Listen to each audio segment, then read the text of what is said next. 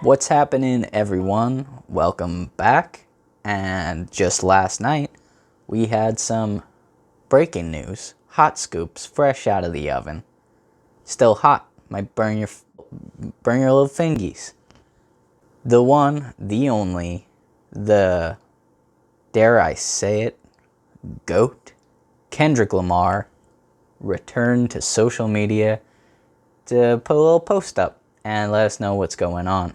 It's been 4 very long years since he released Damn, which is his last studio album, and we have been waiting, I would say patiently, but probably very impatiently, for any kind of news on the next record, the next project, or just, how the guy's doing, because he doesn't really use social media, he doesn't really do interviews, so we just want to make sure he's okay.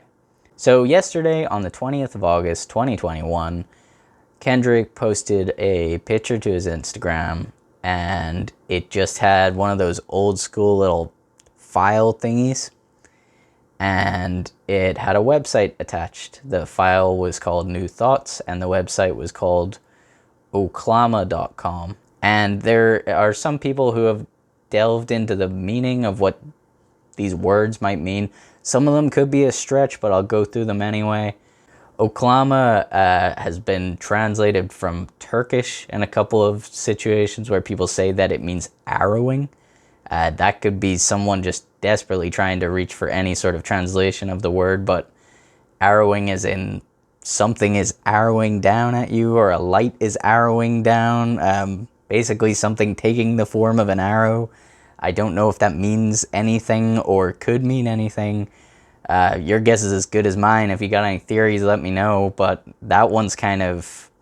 I don't really know what to think of that. Or maybe Oklama means something else. Or maybe it's like an anagram or something. I don't know. The file itself is called New Thoughts. And that's what you click on to go into this little paragraph that he's left. New Thoughts kind of goes without saying that they're just new thoughts of his, but he spelt it N-U. And some people have maybe jumped to the conclusion that it's actually a religious word. It's a Yiddish word, which is a German-based dialect of Hebrew. That's as far as I understand it. You could probably look it up and know a little bit more than I do, but the Yiddish word new kind of means like, so, go on, well, So with that in mind, and based upon all the religious iconography that's been through all of Kendrick Lamar's material, it's very possible that it could be Yiddish, or it could just mean new. So it's either my new thoughts, or it could be, well, thoughts? Regardless of what it is, all the meanings of the words, like, they could be a stretch. It could be a constant stretch. It's Kendrick Lamar. People are gonna read into everything, probably a little too much, but that's what the guy does. He's a genius. Freaking genius. So when you go to this website and you click on the link, he has written a short excerpt sort of detailing where he's been at in life. So it reads like this. At the top, it's got the date, August 20th, 2021. I spend most of my days with fleeting thoughts, writing, listening, and collecting old beach cruisers. The morning rides keep me on a hill of silence. I go months without a phone. Love, loss, and grief have disturbed my comfort zone, but the glimmers of God speak through my music and family. While the world around me evolves, I reflect on what matters the most, the life in which my words will land next. As I produce my final TDE album, I feel joy to have been a part of such a cultural imprint after 17 years. The struggles, the success, and most importantly, the brotherhood. May the Most High continue to use Top Dawg as a vessel for candid creators as I continue to pursue my life's calling. There's beauty in completion and always faith in the unknown. Thank you for keeping me in your thoughts. I've prayed for you all. See you soon enough. Oklama. Arrowing? So I guess some of the main takeaways from this little excerpt is probably the biggest flex of the 20th century. I go months without a phone. Man, there's nothing more gangster in this day and age to say, man, I go months without my phone. That is horde. That is baller. Just like on most of Kendrick's material, but especially the last record, Damn, he mentions the Word of God, letting it speak through his music and his family.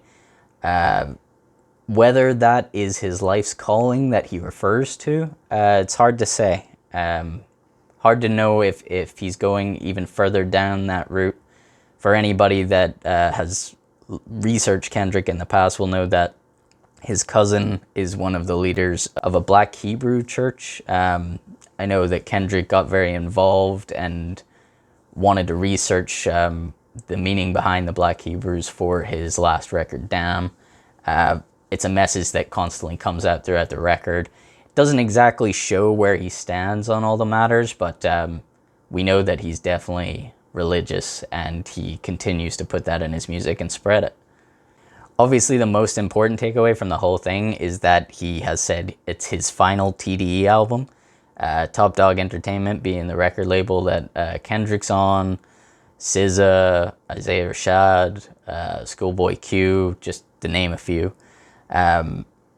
Kendrick was really always the main pull of that record label, so him leaving is quite a huge deal. The question is why, and that's really what nobody knows. He said that he's continuing on with his life's calling. He hasn't said what that is. I mean, we're probably to assume that it's music, hopefully. It doesn't seem like it's his last album, or else why say final TDE album? Just say final album. And he said there's beauty in completion and always faith in the unknown. So I think he wants to keep us guessing a little bit. You know, if I was a betting man, I would be putting money on the fact that he may now release music independently through his recent venture, PG Lang, which is a company that he started that is meant to support independent creators. So it makes the most sense that he would maybe start releasing music and projects through that as a label instead. Obviously, I have no idea what the terms of Kendrick Lamar's contract are, and I would imagine that he has a lot of free reign at Top Dawg. He's been there from the beginning, and there are massive spans of just gaps with no albums. I can't imagine that they would be stressing him too much, but at the same time, there has to be some sort of contract, maybe some sort of obligation to release so many records within a time frame, or so many records before his contract is up. So maybe that's it, and you know, he just wants to have that freedom to create when he wants to create and never have any sort of time limit on anything. So with all that in mind, it's hard to know where we're going from here. I mean, the good news, the thing to be positive about is that there's new music coming. And we thought there had been for a while. He hasn't said whether it's coming this year. He said, see you soon enough. But he also said, as I produce. He didn't say, I have now completed. He said, as I produce. So he's still working on the project. I think, like we do with a lot of Kendrick projects, that this is all we're going to get, and we're not going to hear a lot for a while. And then all of a sudden one day, bam, Oklama. Whatever that means. My personal takeaway is that, you know, Kendrick has been somebody who has spread the message of God through his music for a long time. I think talking about his life's calling is probably to continue doing that, I would imagine. Maybe in a different way, maybe in the same way. I don't imagine he's completely retiring from music. I do think he will continue to make music, and I do think he will release it through PG Lang, which his nephew, Baby Keem, is on there, who is someone that Kendrick's been mentoring for the last couple of years. So it makes the most sense that he's going to start working from his own company from now on. All I can really say is that I'm super excited. I mean, I love Kendrick, man. Everything he does is so well thought out, and he's, you know, he's a perfectionist, and that's why everything takes so darn long. Just today, Anthony Top Dawg Tiffith, who is the top dog of Top Dawg Entertainment. He said that they're in full support of Kendrick's decision, and they will always support him, and they're so thankful to have had him a part of the record label for so long. So it seems like there's no bad blood anywhere. I always see Kendrick as somebody who doesn't really want all the negative aspects of fame or all the attention that fame garners so much. You know, he rarely speaks about his partner. I don't even think that anyone knows what the name of their child is. And we probably shouldn't. Why does it matter? But he's pretty good at keeping things under wraps. And it explains why. He goes months without a phone, man. He goes months without a phone. That's amazing. That's the best thing ever. I'd like to see any rapper take on that flex. My man, that's a line, dude. I go months without a phone. Put it in a song. Done. Oklama. To Pimp a Butterfly definitely ended on a bit of a cliffhanger where Kendrick was trying to decide whether he wanted to be a butterfly and show weakness and empathy towards people and spread the word of God and try and make a difference through his words and his music, or whether he wanted to take Tupac's suggestion when he spoke to them at the end of the album, have a complete riot and a bloodbath and finally fight back. The oppressed fight back against the oppressors. And it's what one are you going to choose? That was the cliffhanger. Damn. Very much was an album split in two halves that sort of had this dichotomy of wickedness or weakness. Which one are you? Are you going to show forgiveness? Are you going to show empathy to others even when it means that you could be seen as weak? Or are you going to show wickedness and boastfulness and you're going to harm people and you're going to be greedy and show your money and have no regard for others and not really care what happens to them?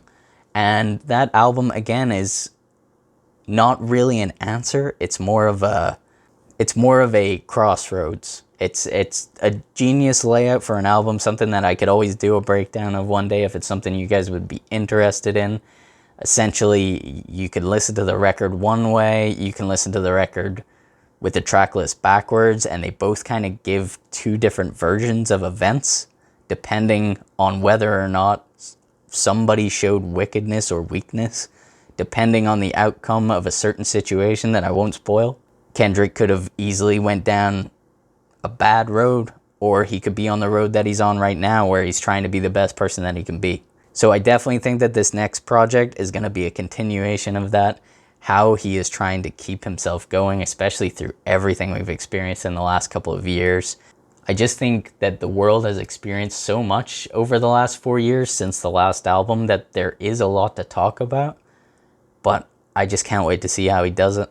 It's always so inventive. It's never what I'm expecting, and you just know it's going to be 10 out of 10. There's no way that it isn't. It always is with Kendrick. We have high expectations, and I'm sure he will meet them. So that's all I have at the minute. I'm super excited for it. It's crazy to think that we're in a year where we could potentially have a Kendrick album, a new Kanye West album, a new Drake album, maybe even a new Frank Ocean album. Like, who knows? It would just be like the best outcome after 2020 to get all these amazing artists together again, releasing records. It's going to feel like 2016 all over again, baby. Thank you guys for watching. If you have any questions, put them down in the comments. And do all the YouTuber things. There's like buttons down here. Hit the like button. Hit the subscribe button. Hit the little bell so that you get a ring-a-ding-a-ding whenever my face is on the screen and there's a video. That's all from me. I will catch you folks later.